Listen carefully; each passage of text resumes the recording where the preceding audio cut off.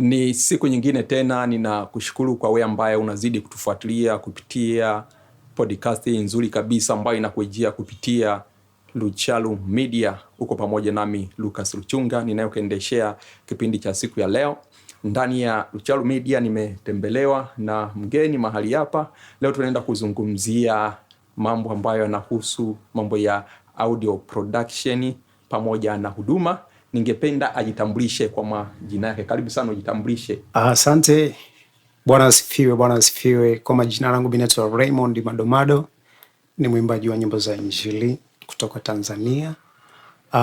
Niko hapa kwa ajili ya kukufahamisha mengi kupitia kipindi hiki. Nafikiri umemsikia amejitambulisha kwa majina yake mahali hapa.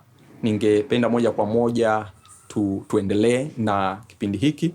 Ningependa sasa unieleze ni kwa namna gani ambavyo umejipanga kwa upande wa huduma yako wewe kama mwimbaji. Kwa upande wangu katika huduma, kwanza huwa napenda sana kumtanguliza Mwenyezi Mungu kwa kila ambacho ninachokifanya. Sababu najua kwa kutumia akili yangu mimi peke yangu siwezi kwenda mbele. Okay.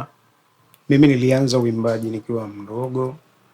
Nimeenda nakuwa nafanya taratibu. Kwa hiyo nimekuja kufanya audio ambazo zilikuwa na uwezo wa chini, sababu mimi natamani kuendelea kupanda juu. Imefikia stage